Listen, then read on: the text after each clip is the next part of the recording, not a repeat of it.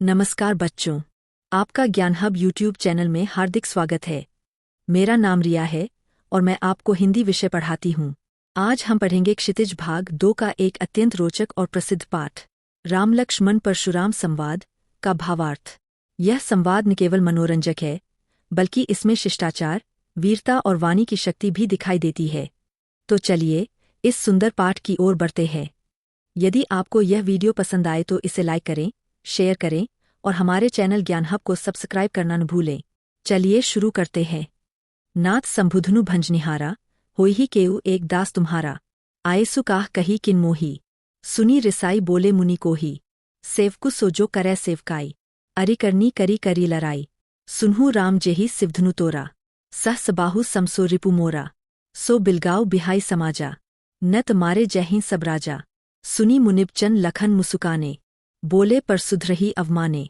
बहु धनुही तोरी लरिकाई, कभुर न असी रिस कीन्ही गोसाई। एही धनु पर ममता के ही हेतु, सुनी रिसाई कह भृगुकुल केतु। रे नृप बालक काल बस बोलत तोहिन संभार, धनुही समतिपुरारी धनु बिदित सकल संसार। अर्थ, परशुराम के क्रोध को देखकर श्रीराम बोले, हे नाथ, शिवजी के धनुष को तोड़े वाला आपका कोई एक दास ही होगा। क्या आज्ञा है, मुझसे क्यों नहीं कहते।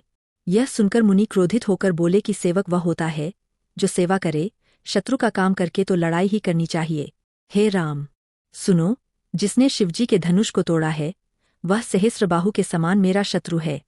वह इस समाज को छोड़कर अलग हो जाए, नहीं तो सभी राजा मारे जाएंगे।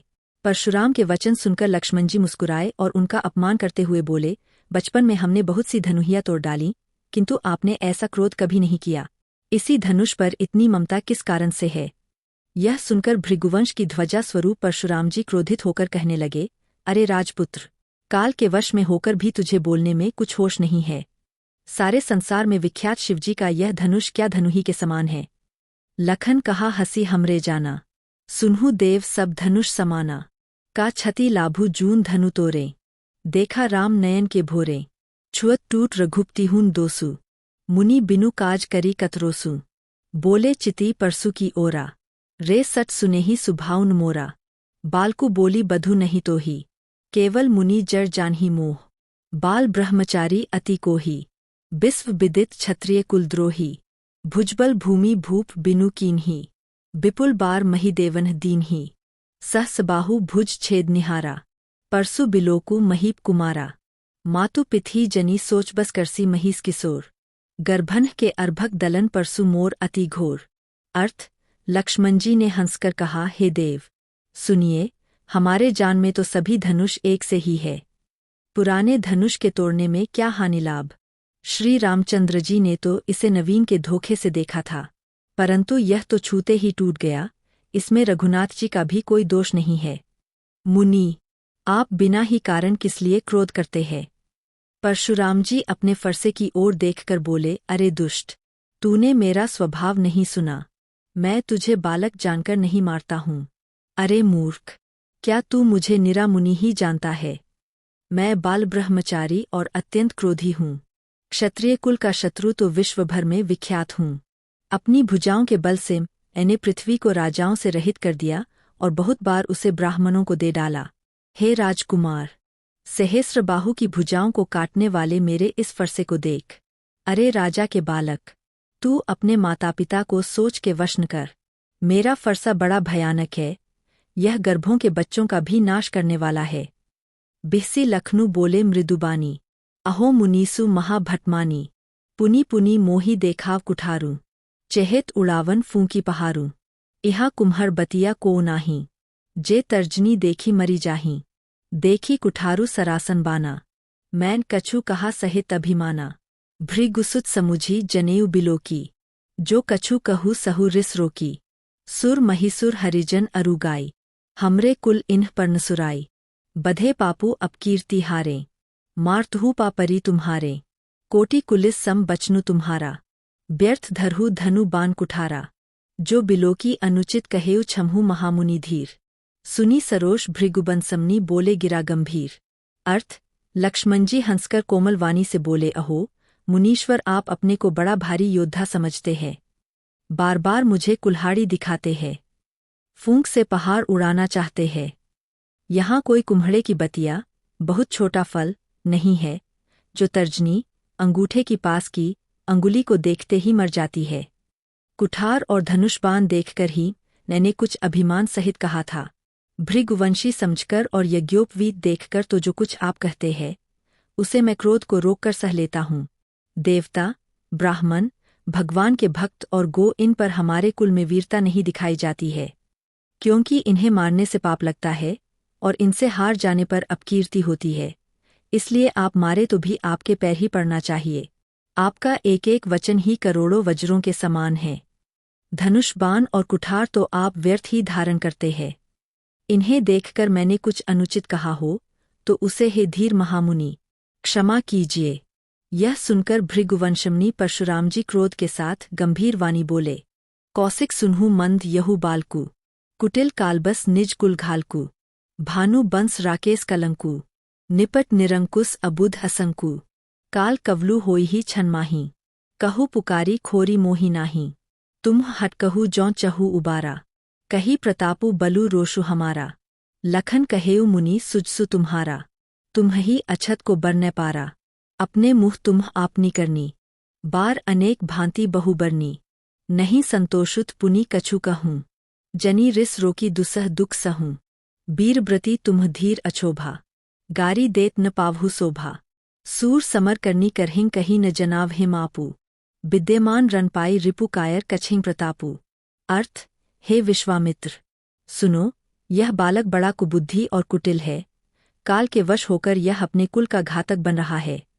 यह सूर्यवंश रूपी पूर्ण चंद्र का कलंक है। यह बिल्कुल उद्दंड, मूर्ख और निडर है। अभी क्षण भर में यह काल का ग्रास हो जाएगा। मैं पुकारकर कहे देता हूँ, फिर मुझे दोष नहीं देना।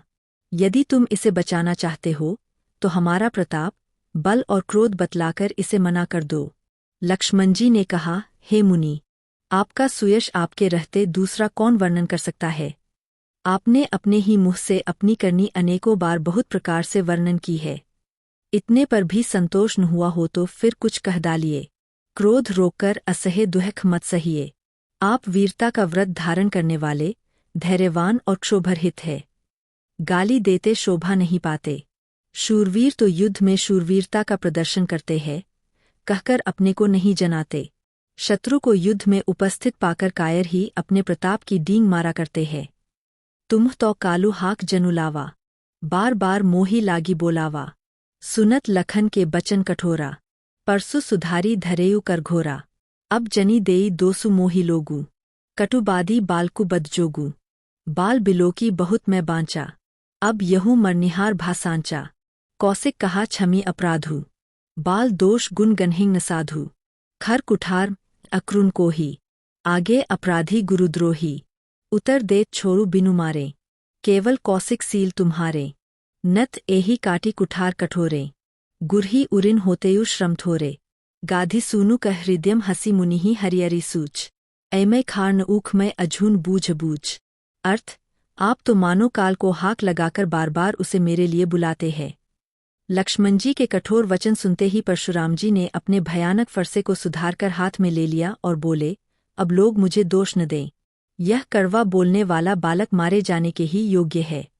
इसे बालक देखकर मैंने बहुत बचाया, पर अब यह सचमुच मरने को ही आ गया है। विश्वामित्र जी ने कहा, अपराध क्षमा कीजिए।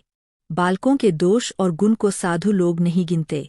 परशुराम जी बोले, तीखी धार का कुठार, मैं दयारहित और क्रोधी और यह गुरुद्रोही और अपराधी मेरे सामने उत्तर दे रहा है। इतने पर भी मैं इसे बिना मारे छोड़ रहा हूँ। सोहे विश्वामित्र, केवल तुम्हारे प्रेम से, नहीं तो इसे इस कठोर कुठार से काटकर थोड़े ही परिश्रम से गुरु से उरिन हो जाता। विश्वामित्र जी ने हृदय में हंसकर कहा, परशुराम को हरा ही हरा सूझ रहा है, अर्थात सर्वत्र विजयी होने के कारण ये श्री राम लक्ष्मण को भी साधारण क्षत्रिय ही समझ रहे हैं। किंतु यह फौलाद की बनी हुई खाड़ है, रस की खाड़ नहीं है, जो मुंह में लेते ही गल जाए। खेद है, मुनि अब भी बेसमझ बने हुए हैं, इनके प्रभाव को नहीं समझ रहे हैं।